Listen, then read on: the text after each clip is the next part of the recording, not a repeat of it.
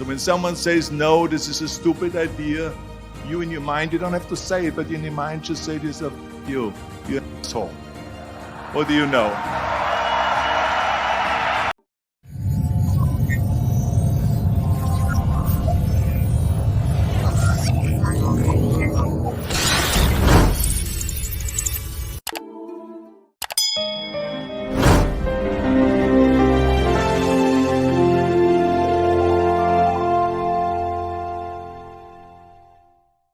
The first rule of success is to have a vision.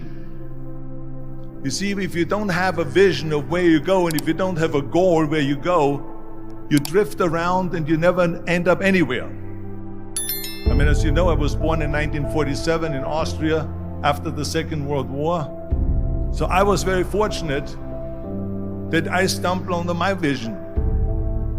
And I didn't really like Austria when I grew up. I couldn't wait to get out of there.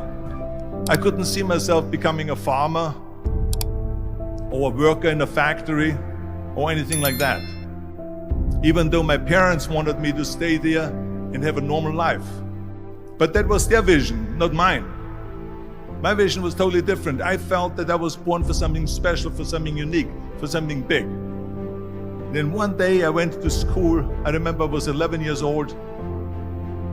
And they showed a documentary about America. And there they showed in this documentary the huge skyscrapers, the high-rises, the huge bridges, the 6-lane freeways, and all of this stuff. And I said to myself, that's where I want to be. I don't want to be around here with these little farmhouses and these little buildings. I want to be in America. One day after school, I walked by a store in Graz. So I went inside and I looked around, and then I saw a magazine. I saw a bodybuilding magazine that had Reg Park on the cover. Reg Park was then a 3-time Mr. Universe. And I saw him on the big screen as Hercules.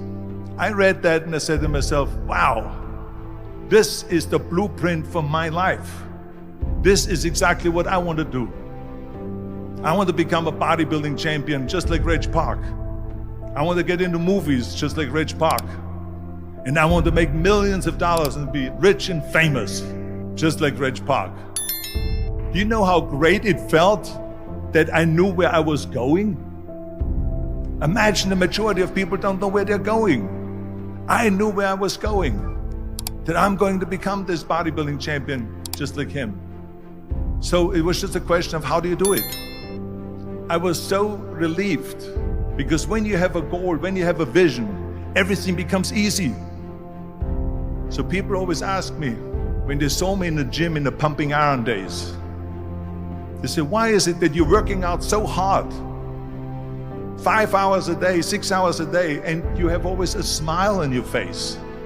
And I told people all the time, I said, because to me, I'm shooting for a goal. In front of me is the Mr. Universe title. So every rep that I do gets me closer to accomplishing that goal, to make this goal, this vision turn into reality.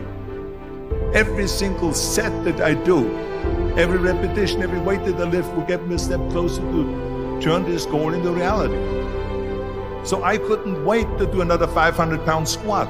I couldn't wait to do another 500-pound bench press. I couldn't wait to do another 2,000 reps of sit-ups. I couldn't wait for the next exercise. At the age of 20, I went to London and I won the Mr. Universe contest as the youngest Mr. Universe ever. And it was because I had a goal.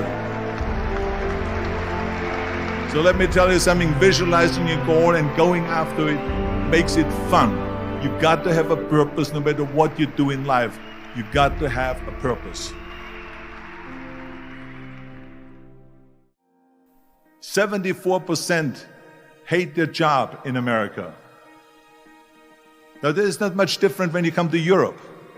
The majority of people don't like what they're doing because they're really not doing it because they didn't have a goal and they followed this goal. They just aimlessly drift around, and then all of a sudden there's a job opening, so they get that job because you have to work. But then when you work, it's a chore. It's work. It's not fun. So if you think about only a quarter of the people really enjoy what they're doing in life, that is unbelievable if you think about it. So I felt so blessed that I knew what I was doing. It's like a medical student that studies and knows he wants to become a doctor. You know where to go. And the same thing is also in politics. I remember that in politics, I had a very clear vision that I will be the leader of California. That's as far as I could go because I was not born in America, so I could not run for president. So being the governor of the fifth largest state, the largest state, the fifth largest economy in the world, was for me really the ultimate title, the ultimate accomplishment in politics. So even though people came up to me and says, why don't you go and run for something smaller, you're never gonna make it. I ran for governor, and then 2 months later I became governor of the state of California. Again, because I had a very clear vision what I'm gonna do with California. So that's rule number one, have a vision.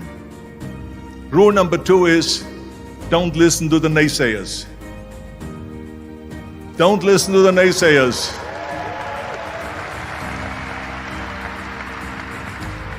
Everything I ever did, the thing that I heard out of people's mouth was, that's impossible. That can't be done. Or no. That is exactly what I heard, and of course I proved to the people that it can't be done. So whenever someone said to me, it can't be done, I heard, it can be done. When they said no, I heard yes. And when they said it's impossible, I heard it is possible. I'm a strong believer of what Nelson Mandela said, that everything is always impossible until someone does it. Well, I'm going to be the one, I said to myself, I'm going to do it and I'm going to show it to them. Maybe it has never been done before. That's perfectly fine with me. But I'm going to do it. And I did not listen to the naysayers. It's all about the hard work that you put in. I said to myself, in bodybuilding, I worked out 5-6 hours a day. I'm going to do the same thing now for acting. And of course, I went to college to study English. I studied the accent removal, acting classes, and all of this stuff all day long. I worked and I worked and I worked. And within a short period of time, I made one movie called Hercules in New York, which of course went right into the toilet. But it didn't discourage me. I still had the same vision. And then all of a sudden I did Streets of San Francisco. I did Stay Hungry and Pumping Iron and The Villain. And then all of a sudden I was asked by Dino De Laurentiis and by Universal Studio to star in Conan the Barbarian. And after I did Conan the Barbarian, the director at the press conference said to the press, the director was John Milius. He said to the press, if we wouldn't have had Arnold, we would have had to build one. So think about that. The very body that they said can never be sold because the time is wrong. A few years later, I'm doing Conan the Barbarian, and it was the #1 hit at the box office when it came out in the summer of '82. Think about that. And the director says, if we wouldn't have had his body, we would have had to build one. So all of a sudden, my body became an asset, not a liability. And the same thing was with Terminator. After we were finished filming Terminator, Jim Cameron said to the press, if Arnold wouldn't have had that accent and talked like a machine, I think the movie wouldn't have worked. So think about that. The body and the accent that they attacked was an asset. But I didn't listen to those losers. I didn't listen to them at all. It's just the reality of it is that you cannot listen to the naysayers. So this is a very important lesson for all of you. So when someone says, no, this is a stupid idea, you in your mind, you don't have to say it, but in your mind just say this of you asshole. What do you know?